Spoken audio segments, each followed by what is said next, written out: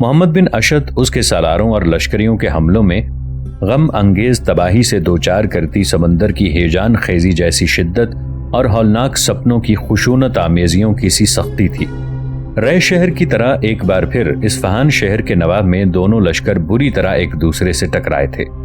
پرانی رقابتیں، قدیم عداوتیں سلگتے چہروں کے کرب کی طرح جاگ اٹھی تھیں۔ عقوبتوں کے برہنہ سائے اپنا رنگ جمانے لگے تھے۔ زیست کے جنگل میں تشنگی کے ابلتے سمندر، نفرت بھرے طوفان، خونریزیاں برپا کرتے لمحے قتل گاہوں کو اپنا مقروض کرنے لگے تھے۔ ہر کوئی ہولناک سپنوں میں ہیجان آفریں سمندر کی طرح دوسروں کو اپنے سامنے زیر کرنے کے درپے ہو گیا تھا۔ پھر آزاد لمحوں کے اسیر بدن، ریزہ ریزہ سلامتی کے گوشے، جان کا آزار لخت لخت ہونا شروع ہو گئے تھے۔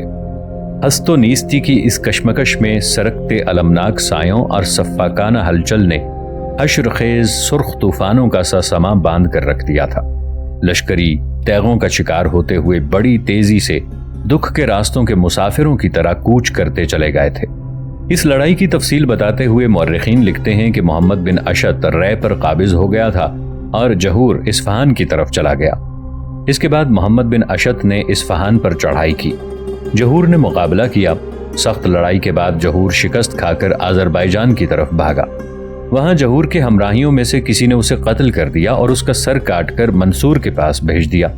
بہرحال اس جنگ میں بھی محمد بن اشد کامیاب اور سرخرو رہا۔ باغیوں کی اکثریت کو اس نے موت کے گھاٹ اتار دیا، اور جس طرح مورخین نے بیان کیا ہے، جہور اپنی جان بچا کر بھاگا، آذربائیجان کی طرف گیا اور وہاں مارا گیا، جبکہ اس کا نائب عثمان بن نہیک بھی اپنی جان بچا کر بھاگا تھا اور کسی کو کچھ پتہ نہ چلا کدھر گیا ہے۔ باغی جہور بن مرار کے خاتمے کے بعد محمد بن اشد نے مال غنیمت ابو جعفر منصور کی خدمت میں انبار روانہ کر دیا، اور محمد بن اشد کی اس کارگزاری سے ابو جعفر منصور نے بے پناہ خوشی اور دل جمعی کا مظاہرہ کیا تھا۔ ایک رات کھانا کھانے کے بعد اقلیمہ، رم اللہ، سالم بن تماذر، کلثوم اور سعید بن سالم فارغ ہوئے تھے کہ حویلی میں عدی بن عمیر داخل ہوا۔ اس کے چہرے پر مسکراہٹ اور بڑی طمانینت تھی۔ اسے دیکھتے ہی سالم بن تماذر کہنے لگا، بھائی آؤ پہلے کھانا کھاؤ، اس کے بعد بیٹھتے ہیں۔ اس پر عدی بن عمیر مسکراتے ہوئے کہنے لگا، میرے عزیز بھائی، کھانا تو میں کھا کر آیا ہوں۔ اس وقت میں آپ لوگوں کے لیے ایک بہت بڑی بلکہ اچھی خبر لے کر آیا ہوں۔ عدی بن عمیر مزید کچھ کہنا چاہتا تھا کہ سب دیوان خانے میں بیٹھ گئے۔ اس کے بعد سالم بن تماذر عدی بن عمیر کی طرف دیکھتے ہوئے کہنے لگا، میرے بھائی، جو خبر تم لے کر آئے ہو، جسے تم اچھی خبر کہتے ہو، اگر وہ میری بیٹی اقلیمہ سے متعلق ہے اور اس میں محمد بن اشد کا کوئی ذکر ہے، تب تو وہ اچھی اور بڑی خبر ہے۔ اگر اس کے علاوہ کوئی خبر ہے تو اسے کسی قدر اچھا کہا جا سکتا ہے، لیکن اسے بہت بڑی خبر نہیں کہا جا سکتا۔ سالم بن تماذر کے ان الفاظ پر اقلیمہ، رم اللہ اور کلثوم مسکرا رہی تھیں۔ عدی بن عمیر خود بھی مسکراتے ہوئے سالم بن تماذر کو مخاطب کر کے کہنے لگا، ابن تماذر میرے بھائی، تمہارا اندازہ درست ہے۔ جو خبر میں لے کر آیا ہوں وہ یقیناً محمد بن اشد سے متعلق ہے، اور میری بیٹی اقلیمہ سے ہی اس کا تعلق اور واسطہ ہے۔ اس کے بعد محمد بن اشد نے جہور بن مرار اجلی اور عثمان بن نہیک کے بغاوت کھڑی کرنے سے پہلے رے شہر سے باہر محمد بن اشد کے ساتھ ان کے ٹکراؤ، اور اس کے بعد محمد بن اشد نے جو انہیں اصفہان شہر سے باہر بدترین شکست دی تھی، اس کی ساری تفصیل مزے لے لے کر کہہ دی تھی۔ یہ ساری تفصیل جان کر اقلیمہ کی خوشی اور طمانینت کی کوئی انتہا نہ تھی۔ کچھ دیر تک وہ اس خبر سے لطف اندوز ہوتی رہی، پھر سنبھلی اور عدی بن عمیر کو مخاطب کر کے کہنے لگی، کیا انہیں اپنی ماں اور بہن کے قاتلوں سے متعلق بھی کچھ پتہ چلا؟ اس پر بڑے غور سے اقلیمہ کی طرف دیکھتے ہوئے عدی بن عمیر کہنے لگا، بیٹی، دراصل بات یہ ہے کہ جرجان شہر کے کچھ لشکری بھی محمد بن اشد کے لشکر میں شامل ہیں۔ بس بدقسمتی کی بات یہ ہوئی کہ آج میری ان سے اس وقت ملاقات ہوئی جب وہ واپس اپنے لشکر کی طرف جا رہے تھے، یعنی محمد بن اشد کے لشکر کا رخ کر رہے تھے۔ انہوں نے ہی مجھے رے شہر اور اس کے بعد اصفہان کے باہر لڑی جانے والی جنگوں کی تفصیل بتائی۔ انہوں نے مجھے یہ بھی بتایا کہ محمد بن اشد کی ماں اور بہن کے قتل کا شک جہور بن مرار اور عثمان بن نہیک پر کیا گیا ہے۔ جہور بن مرار، جیسا کہ میں بتا چکا ہوں، وہ آذربائیجان میں مارا جا چکا ہے، اور عثمان بن نہیک اصفہان کے نواح میں شکست اٹھانے کے بعد بھاگ چکا ہے۔ ابھی تک اس کا کچھ پتہ نہیں چلا کہ وہ کدھر گیا ہے۔ تاہم وہ لشکری کہہ رہے تھے کہ محمد بن اشد عثمان بن نہیک کی تلاش اور جستجو میں ہے۔ اس سلسلے میں اس نے اپنے کچھ آدمی بھی عثمان کو تلاش کرنے کے لیے مقرر کر رکھے ہیں۔ یہاں تک کہنے کے بعد عدی بن عمیر کو خاموش ہو جانا پڑا، اس لیے کہ اقلیمہ نے پھر سوال کر دیا تھا، اگر محمد بن اشت نے پہلے رے اور اس کے بعد اصفہان کے نواح میں جہور بن مرار اور عثمان بن نہیق کو شکست دی تو اب وہ کہاں ہیں؟ کیا وہ انبار کی طرف واپس چلے گئے ہیں؟ اقلیمہ یہیں تک کہنے پائی تھی کہ اس کے سوال کا جواب دیتے ہوئے عدی بن عمیر فوراً بول اٹھا، بیٹی وہ انبار شہر کی طرف نہیں گیا، اصفہان شہر سے باہر ابن مرار اور ابن نہیق دونوں کو شکست دینے کے بعد سنا ہے اس نے اصفہان شہر میں ہی قیام کر رکھا ہے، اس لیے کہ وہ اپنے لشکریوں کو چند دن آرام دینے اور سستانے کا موقع فراہم کرنا چاہتا ہے اور اس کے بعد وہ طبرستان کا رخ کرے گا، اس لیے کہ طبرستان کے حاکم نے بھی خلیفہ ابو جعفر منصور کے خلاف علم بغاوت کھڑا کر رکھا ہے۔ ناظرین، آگے بڑھنے سے پہلے کامنٹ سیکشن میں ہمیں اپنی آراء سے ضرور آگاہ کیجیے گا کہ آپ کو ہماری یہ سیریز کیسی لگ رہی ہے۔ آئندہ آنے والی اقساط سے باخبر رہنے کے لیے ہمارے چینل کو سبسکرائب کر لیں اور ساتھ موجود بیل آئیکن کو ضرور کلک کر لیں۔ شکریہ۔ یہاں تک کہنے کے بعد دم لینے کے لیے عدی بن عمیر رکا، پھر اقلیمہ کی طرف دیکھتے ہوئے کہنے لگا، بیٹی میرا دل کہتا ہے کہ طبرستان کی بغاوت سے نمٹنے کے بعد محمد بن اشد جرجان شہر کی طرف ضرور آئے گا۔ بیٹی تمہارا اس سے نکاح ہو چکا ہے، اب تم اس کی بیوی ہو، میرے خیال میں وہ تم سے ملنے جرجان شہر کا رخ ضرور کرے گا۔ عدی بن عمیر کے ان الفاظ پر اقلیمہ خوشی کا اظہار کر رہی تھی۔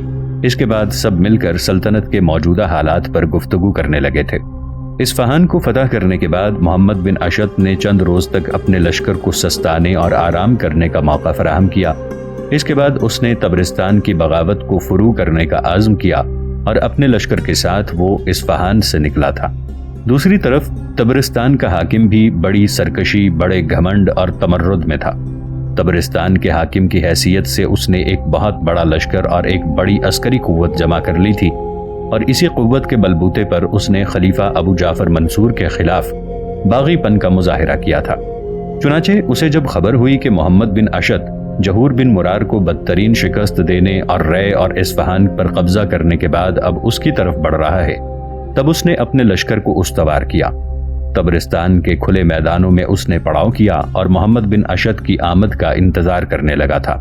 محمد بن اشد کو اس کے جاسوسوں نے اطلاع کر دی تھی کہ جو ہی وہ حاکم طبرستان کے پڑاؤ کے سامنے جائے گا، حاکم طبرستان جنگ کی ابتدا کر دے گا۔ چنانچہ محمد بن اشد نے بہت اچھا قدم اٹھایا۔ طبرستان کے ان میدانوں میں پہنچنے سے پہلے ایک رات پھر اس نے اپنے لشکر کو سستانے کا موقع فراہم کیا، اور اگلے روز صبح سویرے وہ طبرستان کے ان میدانوں میں نمودار ہوا جہاں طبرستان کے حاکم نے اپنے لشکر کے ساتھ پڑاؤ کر رکھا تھا۔ محمد بن اشد نے وہاں پہنچتے ہی طبرستان کے حاکم نے اپنے لشکر کی صفیں درست کرنا شروع کر دی تھی۔ اس کا مطلب تھا کہ وہ جنگ کی ابتدا کرنے کے در پہ ہے۔ ان کی طرف دیکھتے ہوئے محمد بن اشد اور اس کے ساتھی روح بن حاتم، شبیب بن رواح، حرب بن قیس اور سعید بن حریشی بھی حرکت میں آئے، اپنے لشکر کی صفیں درست کرنے لگے تھے۔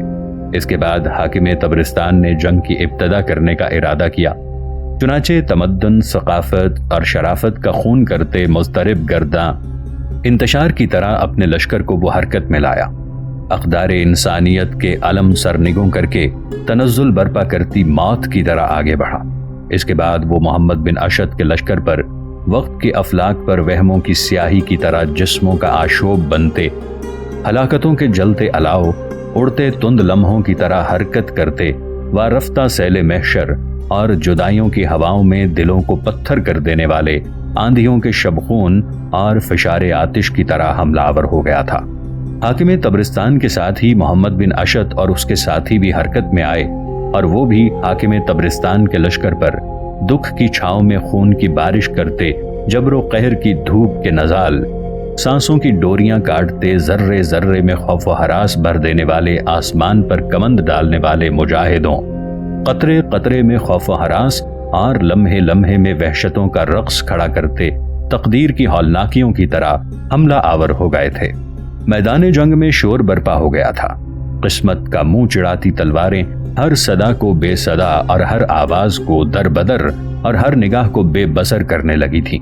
دونوں طرف کے لشکری چیتوں کی چنگھاڑ کی طرح نعرے بلند کر کے میدان جنگ میں لمحوں کی ہولناک حدت، خواہشوں سے لبریز خوف، موت کی بے کراں وادیوں، لا انتہا صحرائی ویرانوں، گونجوں کے چکراتے بھنور، خون رنگ فضاؤں کی سی کیفیت پیدا کرنے لگے تھے۔ کافی دیر تک دونوں طرف کے لشکری ایک دوسرے پر قیامت کے ہنگاموں کی طرح محرومیاں برپا کرتے لاوے کی طرح، رینگتی سرکش ہواؤں کے ناہوں کی طرح حملہ آور ہوتے رہے۔ عیاں سچائیاں، سرور جمال، شبنم کی گفتگو، بہاروں کے کلام، جوئے محبت کی روانی، چاہتوں کی معتبر گھٹائیں، آشوب و وحشت، جبر کی بھڑکتی آگ، بربریت کی ترک تاز، خونی تعبیروں، بے ضمیر روشنی بکیرتے قصوں اور ٹوٹتی آوارہ داستانوں میں تبدیل ہونے لگی تھی۔ میدان جنگ ہر شے کو اپنی ذلت کا اسیر، ویران اور ناموافق موسموں کا غلام بنانے لگا تھا۔ زیست کو خون آلود کرتے گہرے خوف کا فسوں چار سو بکھرنے لگا تھا۔ گہرے اندھیروں سی وحشت میں نراس کر کے بھٹکا دینے والے پرانے المیوں کی سرپرستی ہونے لگی تھی۔ تلواروں اور ڈھالوں کے سامنے بڑے بڑے لشکری سماعتوں میں اترتی آوازوں، کچے رنگوں سے لکھی گئی تحریروں کی طرح مٹنے لگے تھے۔ درد کی آگ اور نحوست کے لمحوں میں زندگی بھر کا سکون لٹنے لگا تھا۔ ننگوار کی زندگی کا نصاب مرتب ہونا شروع ہو گیا تھا۔ میدان جنگ میں اذیتوں کی طغیانی، درد کی صلیبیں دائرے بناتی آگ ہواؤں کے نوحوں، فضاؤں کے ماتم، خوابوں کے بے ربطی میں زرد زرد خراشوں اور درد کی آہوزاری کا سا سما برپا ہونا شروع ہو گیا تھا۔ کچھ دیر تک میدان جنگ میں ہولناک کیفیت طاری ہوتی رہی، زندگی لٹتی رہی، موت رقص کرتی رہی، لشکریوں کی تعداد بڑی تیزی سے کم ہوتی رہی۔ تبرستان کے حاکم نے اپنی طرف سے بڑی کوشش کی کہ کسی نہ کسی طرح کوئی نہ کوئی حربہ استعمال کرتے ہوئے محمد بن اشد کو بھاگ جانے پر مجبور کر دے، لیکن اس کی کوئی تدبیر کامیاب نہ ہوئی، اور پھر جب محمد بن اشد نے اپنے ساتھیوں کے ساتھ بڑی تیزی سے تبرستان کے حاکم کے لشکریوں کو کاٹنا شروع کیا تھا، تب تبرستان کے حاکم نے اپنی عافیت اسی میں سمجھی کہ میدان جنگ سے بھاگ کھڑا ہو۔ چنانچہ یہ سوچنے کے بعد اس نے اپنے لشکریوں تک پسپائی اور شکست کا پیغام بھجوایا، پھر مڑ کر بھاگ کھڑا ہوا۔ اس طرح اسے بدترین شکست کا سامنا کرنا پڑا۔ کچھ دور تک محمد بن اشد اور اس کے ساتھیوں نے بھاگتے دشمن کا تعاقب کیا، لیکن تبرستان کا حاکم کسی نہ کسی طرح بچ کر بلخ شہر کی طرف جانے میں کامیاب ہو گیا، جبکہ اس کے سارے پڑاؤ پر محمد بن اشد کا قبضہ ہو گیا تھا، اور وہ سارا سامان اس نے انبار شہر میں ابو جعفر منصور کی طرف روانہ کر دیا تھا۔ تبرستان کے کھلے میدانوں میں جہاں محمد بن اشد نے تبرستان کے حاکم کو شکست دی تھی، وہیں محمد بن اشد نے اپنے لشکر کے ساتھ پڑاؤ کر لیا تھا۔ زخمیوں کی دیکھ بھال کی گئی، لشکریوں کو سستانے کا موقع فراہم کیا گیا تھا، اور جس وقت وہاں سے ہاتھ لگنے والے مال و دولت کو سمیٹ کر اس میں سے کچھ حصے محمد بن اشد نے انبار کی طرف روانہ کیے تھے، عین اسی وقت دو گھڑ سوار اپنے گھوڑوں کو سرپٹ دوڑاتے ہوئے وہاں آئے اور اس جگہ آ کر رکے جہاں محمد بن اشد، روح بن حاتم، شبیب بن روا، حرب بن قیس، سعید بن حریشی اور کچھ دوسرے سالار کھڑے ہوئے تھے۔ ان سواروں کو دیکھتے ہی محمد بن اشد کے چہرے پر ہلکا سا تبسم نمودار ہوا۔ اس موقع پر روح بن حاتم محمد بن اشد کو مخاطب کر کے کہنے لگا، یہ جو دو سوار آئے ہیں گھوڑوں سے اتر رہے ہیں، ان میں سے ایک تو امیس بن حزام ہے جس نے مروہ دیغ کا کام تمام کرنے میں ہماری مدد کی تھی، اور اسی نے ابو مسلم کے خلاف بھیجا ہوا آپ کا پیغام اس کی رہائش گاہ میں ایک خنجر کے ساتھ پہنچایا تھا۔ اس کے ساتھ دوسرا کون ہے اسے ہم نہیں جانتے۔ جواب میں محمد بن اشد روح بن حاتم اور اپنے دوسرے ساتھیوں کو مخاطب کر کے کہنے لگا، جس وقت ہم مروہ دیغ کا خاتمہ کر کے دریائے آمو کی پرانی گزرگاہ کی طرف گئے تھے تو وہیں امیس بن حزام سے ہماری ملاقات ہوئی تھی۔ دوران گفتگو اس نے ہم پر انکشاف کیا تھا کہ ابو مسلم کے لشکر میں اس کا ایک اور ساتھی بھی ہے، اس کا نام ولید بن جعفر ہے، اور یہ دونوں کبھی میرے تحت کام کر چکے ہیں۔ میرے خیال میں دوسرا سوار یقیناً ولید بن جعفر ہی ہوگا، ذرا انہیں قریب آنے دو، پھر ان سے بات کرتے ہیں۔ محمد بن اشد کی اس گفتگو سے روح بن حاتم ہی نہیں اس کے دوسرے ساتھی بھی مطمئن ہو گئے تھے۔ اپنے گھوڑوں سے اترنے کے بعد امیس بن حزام اور اس کا ساتھی قریب آئے، بڑے پرجوش انداز میں سب ایک دوسرے سے ملے، اور امیس نے ولید بن جعفر کا اپنے ساتھی کی حیثیت سے تعارف بھی کروایا تھا۔ جب ایسا ہو چکا تب محمد بن اشد ان دونوں کو مخاطب کر کے کہنے لگا، میرے عزیز ساتھیو، تم دونوں کو میں اپنے پڑاؤ میں خوش آمدید کہتا ہوں۔ کیا تم دونوں کسی خاص مقصد کے تحت ہماری طرف آئے ہو؟ محمد بن اشد کے اس سوال پر امیس بن حزام کہنے لگا، امیر، آپ جانتے ہیں ہم دونوں پہلے ابو مسلم خراسانی کے لشکر میں شامل تھے۔ جس وقت اس کا کام تمام کیا گیا اس وقت ہم دونوں نے مرو شہر میں قیام کر رکھا تھا۔ اس کے مرنے کی خبر سننے کے بعد ہم دونوں انبار شہر کی طرف چلے گئے۔ دراصل میں اور میرا ساتھی ولید بن جعفر آپ کے ساتھ کام کرنا چاہتے تھے، پر ہماری بدقسمتی جب ہم انبار شہر پہنچے تو پتہ چلا آپ کسی ذاتی کام کے سلسلے میں انبار شہر سے باہر گئے ہوئے ہیں۔ انبار شہر میں چونکہ ہمارا کوئی جاننے والا نہیں تھا اور ہمیں یہ بھی خطرہ تھا کہ ہم چونکہ ابو مسلم خراسانی کے لشکر میں رہ چکے ہیں، لہٰذا کہیں ہم پر شک نہ کیا جائے کہ ہم ابو مسلم کے حق میں کام کرنے والے ہیں، لہٰذا ہم انبار شہر سے کوچ کر گئے اور دریائے فرات کے کنارے ایک گمنام بستی میں دن گزارتے رہے۔ اس کے بعد ہمیں خبر ملی کہ آپ انبار شہر میں واپس آ گئے ہیں، چنانچہ ہم دونوں نے پھر انبار شہر کا رخ کیا، لیکن ہماری بدبختی کہ جب ہم وہاں پہنچے تو پتہ چلا کہ آپ تو جہور بن مرار اجلی کی بغاوت فرو کرنے کے لیے جا چکے ہیں۔ انبار میں قیام کے دوران ہمیں یہ بھی پتہ چلا کہ جہور بن مرار اجلی کے ساتھ عثمان بھی اس بغاوت میں شامل ہو چکا ہے۔ چنانچہ آپ سے ملاقات کرنے کے لیے ہم نے رے شہر کا رخ کیا، لیکن جب ہم رے شہر پہنچے تو آپ اصفہان کی طرف جا چکے تھے۔ ہم پیچھے پیچھے اصفہان کی طرف گئے اور ہمارے ساتھ عجیب معاملہ ہوا کہ جس وقت ہم اصفہان پہنچے آپ اپنے لشکر کے ساتھ وہاں سے بھی تبرستان کی طرف کوچ کر چکے تھے، لہٰذا ہم نے بھی اصفہان سے تبرستان کا رخ کیا اور اب آپ دیکھتے ہیں دونوں آپ کی خدمت میں حاضر ہو گئے ہیں۔ یہاں تک کہنے کے بعد امیس بن حزام رکا، پھر دکھ بھرے انداز میں محمد بن اشد کو مخاطب کر کے کہنے لگا، امیر، سب سے پہلے میں اور میرا ساتھی ولید بن جعفر اس بات پر افسوس کا اظہار کرتے ہیں کہ کچھ ظالموں نے آپ کی ماں اور بہن کو آپ کی غیر موجودگی میں قتل کر دیا۔ ہمیں یہ بھی خبریں ملی ہیں کہ اس قتل میں عثمان بن نہیق کے علاوہ جہور بن مرار اجلی کا ہاتھ ہے۔ اب جہور بن مرار اجلی تو مارا جا چکا ہے، لیکن عثمان بن نہیق زندہ ہے۔ جہاں تک ہمارا خیال ہے جہور بن مرار کے مارے جانے کے بعد عثمان بن نہیق تبرستان کی طرف بھاگا تھا اور تبرستان کے لشکر میں شامل ہو گیا تھا۔ اب جبکہ ان میدانوں میں آپ نے تبرستانی لشکر کو بھی بدترین شکست دے دی ہے، تو میرا خیال ہے جس طرح تبرستان کا حاکم اپنی جان بچا کر بھاگنے میں کامیاب ہو گیا ہے، اسی طرح عثمان بن نہیق بھی اپنی جان بچا کر کہیں پناہ لینے میں کامیاب ہو چکا ہے۔ یہاں تک کہنے کے بعد امیس بن حزام رکا، دوبارہ محمد بن اشد کی طرف دیکھتے ہوئے کہہ رہا تھا، امیر، میں اور میرا ساتھی ہم دونوں آپ کے لشکر میں شامل ہونے کے لیے حاضر ہیں۔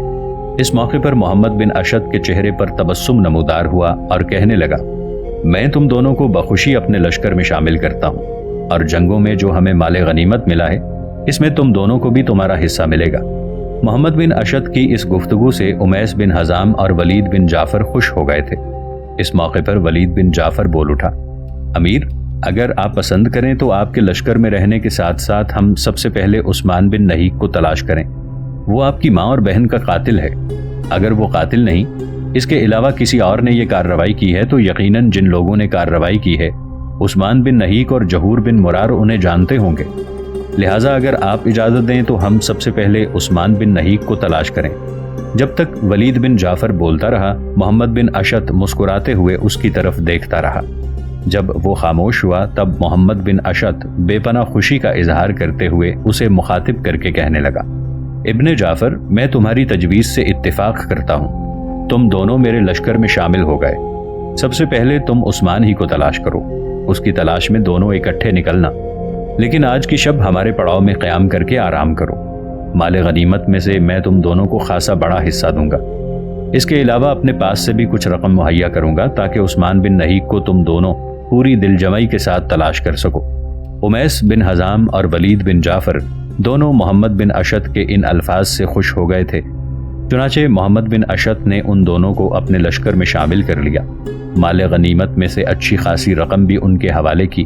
امیس بن حزام اور ولید بن جعفر نے 2 روز تک محمد بن اشد کے لشکر میں قیام کیا۔ اس کے بعد وہ عثمان بن نہیق کی تلاش میں نکل گئے تھے۔ سعید بن سالم ایک روز بھاگتا ہوا اپنی حویلی میں داخل ہوا، سیدھا اس طرف گیا جہاں اقلیمہ، رملہ اور کلثوم تینوں بیٹھی آپس میں گفتگو کر رہی تھیں۔ وہ اقلیمہ کے پاس جا کر کھڑا ہوا اور اسے مخاطب کر کے کہنے لگا، میری بہن، آج یوں جانو جرجان شہر میں ایک انقلاب برپا ہو گیا ہے۔ کیسا انقلاب؟ سعید کی طرف دیکھتے ہوئے اقلیمہ نے تجسس بھرے انداز اور فکر گیر آواز میں پوچھ لیا تھا۔ سعید بن سالم مسکراتے ہوئے کہنے لگا، میری بہن، میں نے آپ کو اکثر نماز کے بعد دعا مانگتے ہوئے سنا۔ آپ کی دعاؤں میں یہ التجا بھی ہوا کرتی تھی کہ محمد بن اشد زندہ اور خوش رہیں۔ آپ یہ بھی آرزو کرتی رہی ہیں کہ وہ کب آپ سے ملنے جرجان شہر میں آئیں گے۔ میں بس آپ سے یہ کہنا چاہتا ہوں کہ آپ کی دعائیں قبول ہوئیں، اس لیے کہ بھائی اور ان کے ساتھی جرجان تشریف لا چکے ہیں اور اس وقت سرائے میں بابا اور ام عدی بن عمیر سے باتیں کر رہے ہیں۔